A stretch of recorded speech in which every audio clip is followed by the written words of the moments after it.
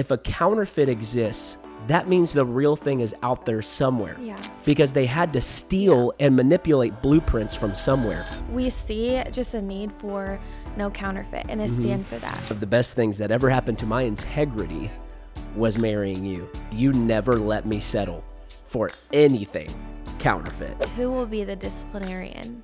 Oh, And Lord. Keenan was like, me. And Keenan, just to follow up, we're almost a year in with August. He's a year This next Thursday week. he'll be a year. Do you think that's still true? Like, there's been multiple like God winks, God little things. One of the cool ones is how we actually got this couch, $300, Guys, which is when insane. you are like stewarding your money, Facebook Which we are. Marketplace, and a little bit of patience, let me tell you.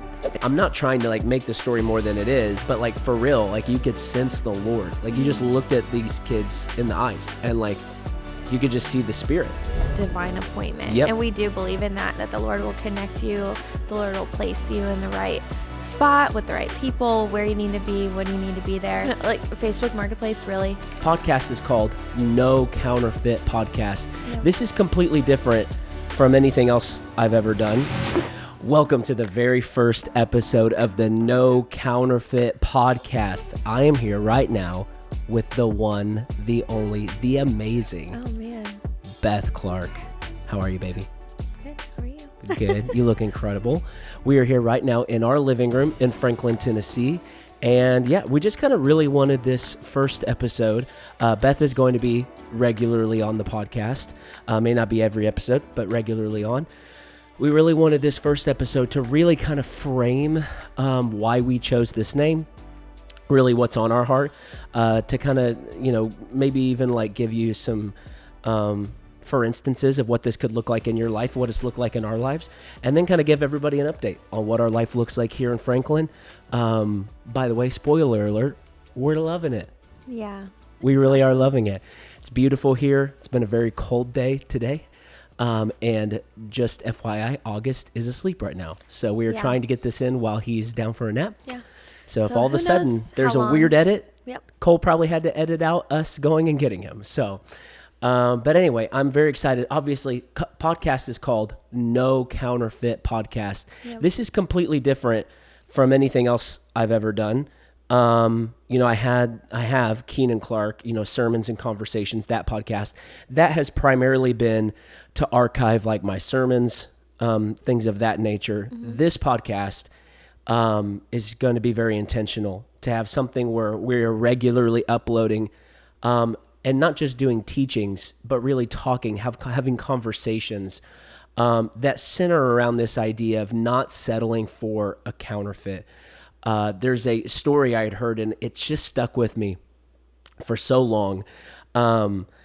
But it's this idea of the people who work for the United States Treasury, they deal in currency. And when they're training their, up and coming employees on how to spot counterfeit money, oddly enough, they don't ever study counterfeit money. They study real currency so much that when a fake bill or a fake coin comes across their path, they're able to spot it at an instant. I mean, counterfeits are constantly being changed. They're constantly being updated. There's always something newer, slicker, better.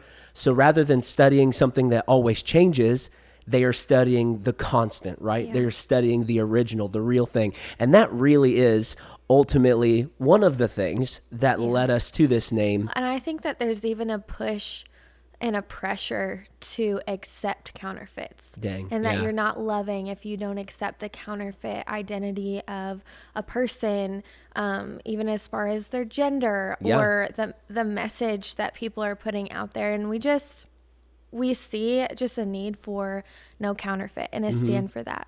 Absolutely. Yeah, I think, and one of the best things that ever happened to me was I got married. For real. And I married right. I married all the way up.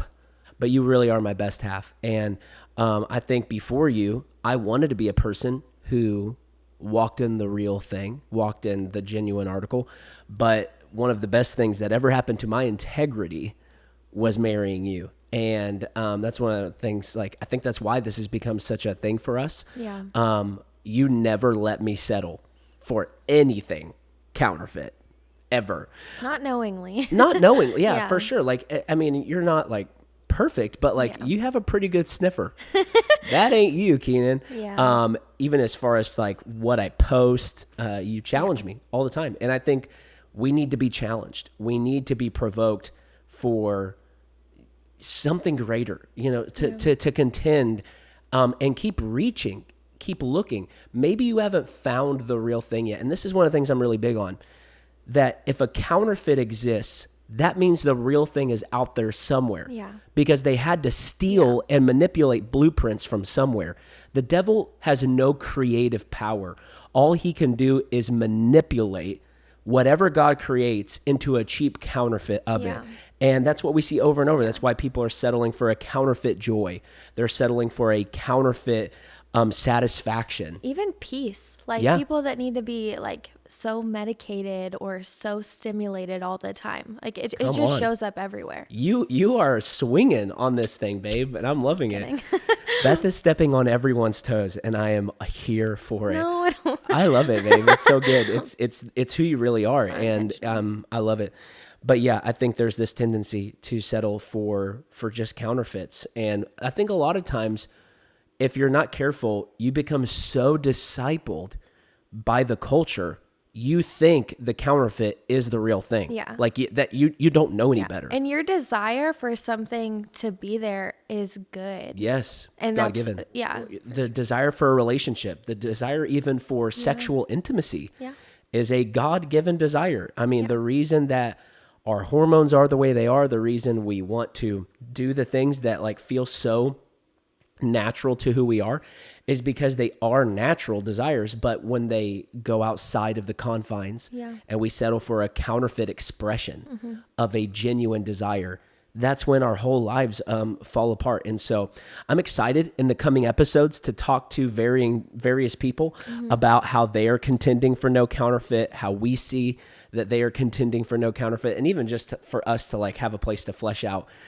some of the things that like we're dealing with in and of ourselves or we're seeing in the world. We have a very unique perspective of like getting to travel, and we get to meet so many people. But the more people I meet, the issues all stay the same. You know, it's, and honestly, the more I get to know myself, the more the issues stay the same. And so I feel like just head can talk to head, but heart can talk to heart. Vulnerability can speak to vulnerability. And that's one of the things we always want to be, not just on this podcast, but everywhere we go. But yeah, one of the things we were talking about in the car the other day, and I thought this was so good. And I told Beth, I said, we should talk about this on a podcast because this was so good. One of the things we were talking about was how so many people, they can bond over gossip, or they bond over a mutual person who hurt them, right? Speaking about that. Yeah. Hey, we were both hurt by this individual. Us talking about how that person hurt us now bonds us. And we have this like relationship that is built on a really unhealthy foundation. And ultimately, we wanted to, I just wanted us to continue that conversation right now, because I was just like, man, this is so good. It was just a natural conversation happening in our car. But being careful not to bond on a counterfeit foundation, building a friendship on a counterfeit foundation. I think like, first of all, we've both been there. So that's why we can only speak to this because we've been it. Yeah, for sure. And I think that number one, it just doesn't allow there to be any true trust within the relationship, which really confines where it can go, the fruitfulness that can come out of it. And that's why we see such an issue in it, because ultimately it felt good maybe the first couple times, feeling like someone was able to see into, your perspective and even, justify your hurt, all those things. That feels really good. But then there comes a point where you've got to grow beyond that point. And if you're bonded by only your hurt, your brokenness, your bitterness, then that's where you'll stay. And you don't get to, like, you're not going to trust that they're going around and speaking well of you if all you've ever heard them do is speak poorly of others. And there is nobody, again, it could sound like I'm saying this because we're having a podcast and I want to look like a good husband, but I'm genuinely not. There is nobody who lives this out better than you. Thanks, babe. I'm being genuine. And I've told you that before. One of the reasons like I know people feel safe around you is because you literally will tell people, hey, I'm not going to talk to you about this. I'm not going to like engage in this conversation because I don't want you to think I would do this with somebody else about you. Mm-hmm. So I want to build trust with you by not having this conversation with you. And you will like literally spell that out. It's not like, hey, here's what I was doing by not engaging. You will literally tell them, which I think is really good. That I like learned that from my Aunt Rita. Aunt Rita. Aunt Rita. It's an inside if joke. You know, you know. If you know, you know. Inside joke. We will not She's get into mommy. it. She is. How old is she? I think 82. Come on. Yeah. 80-year-old bombshell. Yeah, she is. Let's go. Aunt Rita, we love you. Shout out to Uncle Curb. Shout out to Uncle Curb, luckiest man in the world besides me. And so, but anyway, yeah, like what you bond over, you have to then build on. Yeah, that's good. And the way a relationship starts is the way it's going to be sustained. Mm-hmm. I mean, take inventory of your friendships. A lot of the times, I'll just go for myself. I have some friends who, when I see them, because like I don't see them often anymore, really, honestly, rarely anymore. Mm-hmm. This honestly hasn't happened in a few years, probably like even inside of our marriage. But there were friends I had like in junior high who, when I'd get together with them as like a 24, 25-year-old guy, all I had to talk with them about was junior high. Like, of course, I'd be like, well, so what are you up to now? But most of the conversation, if I'm being honest, was like, hey, remember when so-and-so did this? Like, It's all just me digging in the archive of junior high because that was what we bonded over, was like junior high stuff. Yeah. And if those relationships obviously have not progressed past that. So, like, there's nothing to build on. Whatever you bond over, that's all you have to build on. And so what we're trying to say is really be careful how you are bonding. It's not just that you bond, but how you bond with people. Yeah. And making sure you're not, building a friendship in a relationship on a counterfeit foundation. Yeah. And so I think in our years of young adult ministry and traveling to young adult events and just places in general, it's not even a young adult problem. Living life, like growing up, maturing past what we used to definitely be, like the way we used to be. Like, goodness, my grace of God. Yeah, you've always been ahead of me, but yeah, I definitely, I just think it helps people feel safe. And little like life hack, people want to be around people who make them feel safe. Yeah. That's who, like, if you make somebody feel special and you make them feel safe, you will win that person, honestly, probably forever. Yeah. And so really making sure that people feel safe. And obviously there is a place where you can talk about pain. Absolutely. It's not that we're saying like you can't ever talk about who hurt you because now I'm bonding over what they did to me. We're not saying that. You know the difference. Like, I honestly think there's that inside spirit check of like, this in one area, it's like, hey, this is really healing for me. I'm bringing this into the light. I'm letting another person in on this and they can minister to it. There's a difference between someone you can gossip with and someone who can minister to you. Yeah. And most of the time, we want to avoid the people we know will minister to us, and we want to gravitate towards the people who will just gossip with us. Mm-hmm. And all of us know the difference. There's that, I don't know how to say it other than there's that gut check. This feels fun and this feels healing. I'm petitioning that you go to what feels healing rather than just what feels fun. And because relationships are the most important thing on the planet. I mean, long after your drip is gone, your Bronco is literally ashes, your home that you take so much pride in is got another family living in it. Long after all that happens, you won't be missing those things. It will be the relationships. It will be the time spent with other human beings made in the image of God that you could either be celebrating or deeply regretting. And I think each and every single one of us need to build relationships. I mean, and primarily your marriage. Yeah. You have to build it on a legitimate foundation. And we are here to tell you, we're not here to suggest. We are here to tell you the only legitimate foundation for any relationship is Jesus Christ, is a foundation of biblical truth, is a foundation of 2 Corinthians 3:17, that now the Lord is the Spirit, and where the Spirit of the Lord is, there's freedom. You got to allow the Spirit of God to be the foundation for why your relationships are what they are. I mean, the people we consider friends, it's because we sense the Spirit of God on those people. Yeah. You know, people we want their fingerprints to be on our son's life. We want their fingerprints on August's life because we sense the Spirit of God on them. Yeah. Not because like, man, they really listened to me talk about so-and-so and that person that hurt them as well. Yeah. And you know what? Let's just do life together. No, the people we are interested in doing life with are people we sense the Spirit of God on. They are people we can sense. They're not perfect, but they are, holiness matters to them. But speaking of, you know, building a life and building friendships, we are in the middle of doing that right now. We, as of the shooting of this episode, moved to Franklin, Tennessee 3 weeks ago. Yep. We've been here for 3 weeks. It's kind of wild, but we are loving life. There's been a weird favor just like on us being here. Yeah. Literally an unforced we are like stumbling into these God moments, into these, like, we like to call them God winks. And I think is just like really cool. So for anyone who's just like curious how life's going, it's going beautifully. August is thriving. My God, he literally doesn't know a stranger. He's so fun. And he's a massive flirt. He is. He's going to get in trouble Majorly. when he's older.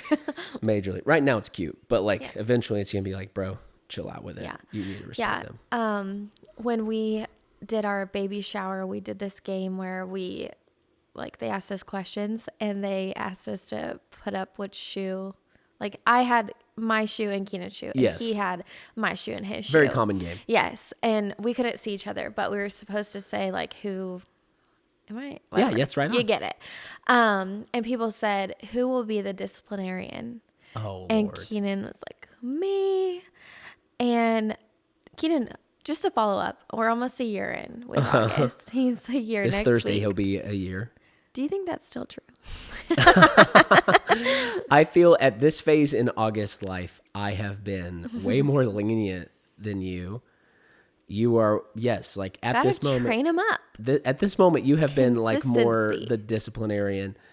I just like, he's so funny. Keenan's just like laughing with him, and I'm like, And then, well, has it's to hard. It's know. hard to then like discipline him when we're both like laughing. Like he and I are both not laughing. laughing, though. No, you're not. I'm saying he and I are. okay, yeah, He and I are both laughing about what he's doing. I can't then be like, you know, for sure. give him the old spat on the booty. But yeah, I'm going to have to step up my game as a disciplinarian. I think it's going to be easier whenever like I can converse with him. Like when we can go back and forth and I know he knows I said no and he did it anyway. Now there have obviously been times where it's very clear even now of like, I told him no and he was like fooling around still and he like looked at me and did it again. And I have disciplined him in those moments. But there are other times where I was like, I'm not sure if he understands what I'm doing, that I have let some things slide. And I repent for that. As I said, like there's been multiple like God winks, God little things. One of the cool ones is how we actually got this couch. And that one over there that you cannot see. There's two of them. It's identical to this one. Yep. Beth and I have been wanting new couches for Our whole marriage. like literally our whole marriage. We had this one couch that, how long has it been in your family? I think since like I was in middle school, and I'm 27. A long time. So A long time. Many people have been sat on that couch. Yes. It's been moved around a ton. The thing held up. Like it did decently. We're thankful for it. But we were ready for something new.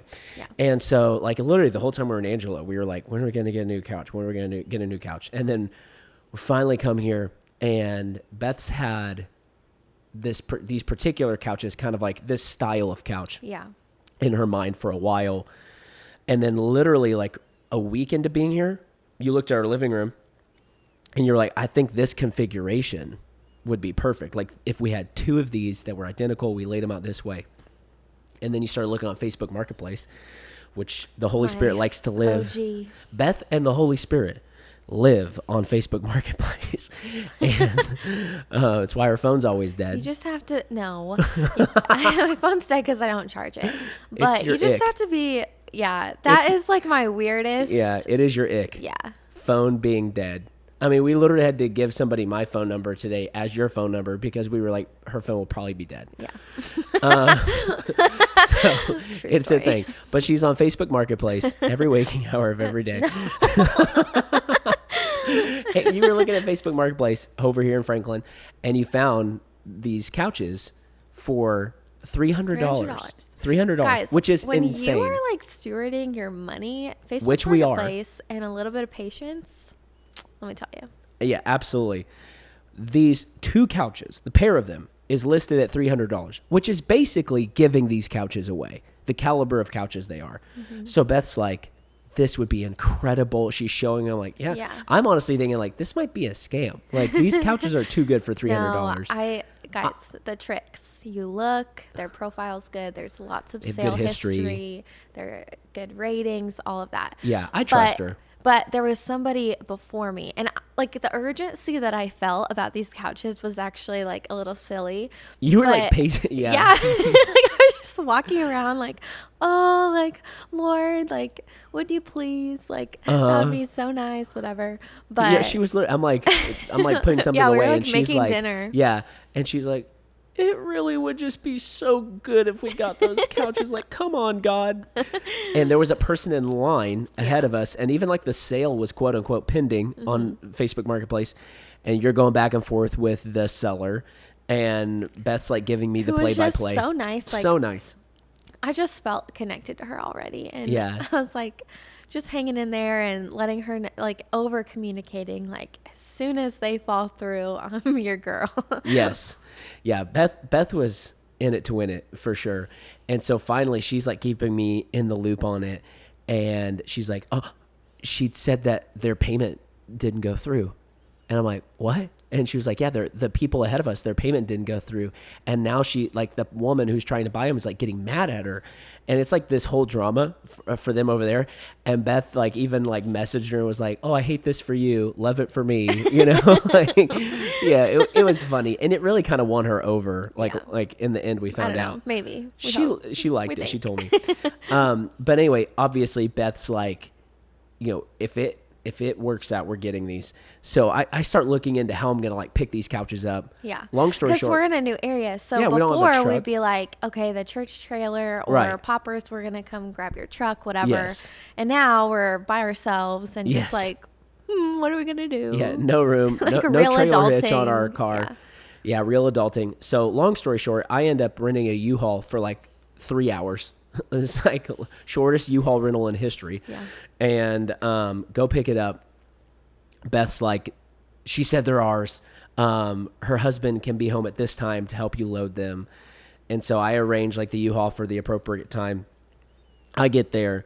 This house is incredible. The family is incredible. Yeah. The property so kind. Well, and it was really cool because when Keenan came home, which helped finish the rest of the story, but when he came home, he was just like so jazzed, and he was just speaking about how the parents spoke to their kids and how kind the kids were and attentive and even trying to help with like the cushions and stuff. So just those kind of interactions with like a godly home or godly family, it just feels good. Yeah, it was insane. And so we start, you know, I get there, the husband's helping me load the couches. You know, we're kind of like talking about like what brought us here. Obviously, like they are stout believers. Like they share like what church they're a part of. The husband ended up at one point was like a worship leader, did some traveling and stuff like that. So he understood my world. And it turns out he's like a music producer now. Yeah. Super cool. Which stay tuned if we can get him on the podcast. We're going to get him on the podcast. Because little did I know he had produced a ton of the music I've listened to. And I had no idea. Yeah. So super cool how the Lord just worked that all out. But yeah, they're just being so kind. And like, I can just tell, I mean, obviously I was there by myself, but like, man, these people just have the same values as Beth and I.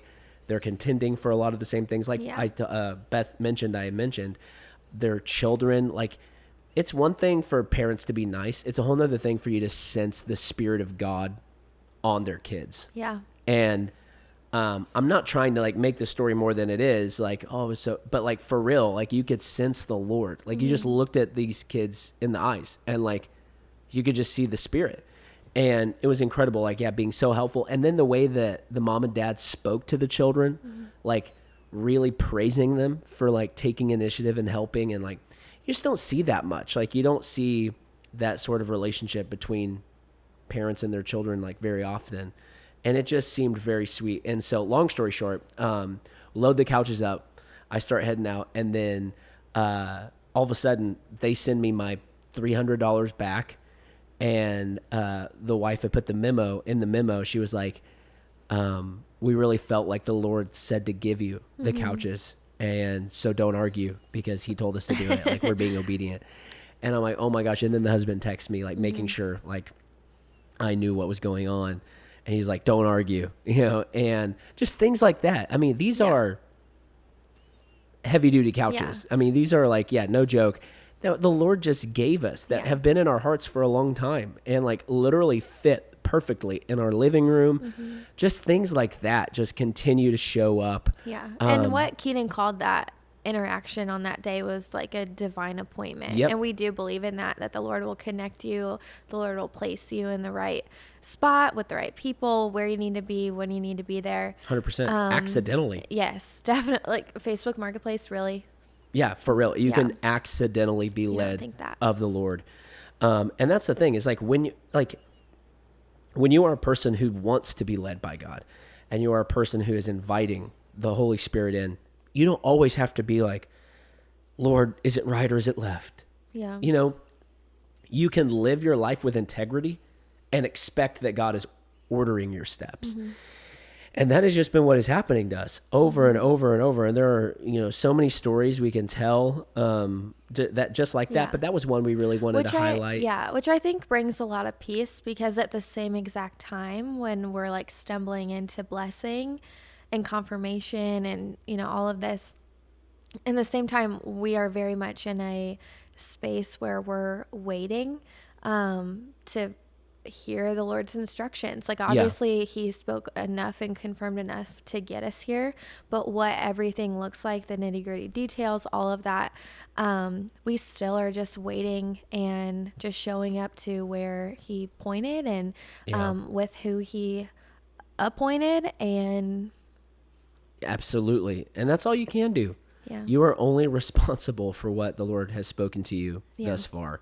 Yeah, I think it was Bill Johnson. I was watching a sermon and he was like, if the Lord is silent, it's because he already spoke. And that's something I just have to like keep reminding myself and he definitely did.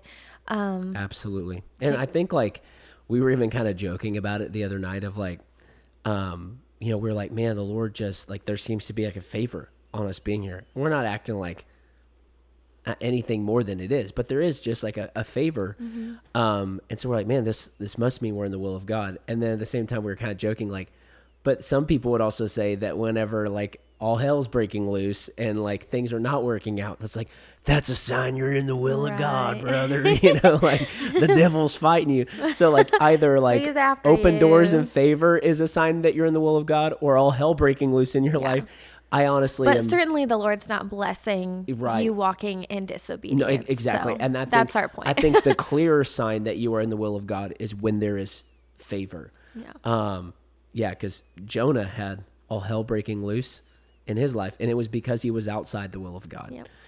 And so, but yeah, there's just, for anyone who's, you know, especially everybody back home who's curious, like, everybody's been so welcoming here. Everybody's been so polite. We've gotten to meet people who their ministries have really, you know, made an impact on us as individuals and our family. Have met people who our ministry has made a difference for them, like even through the sermons that were preached at YA.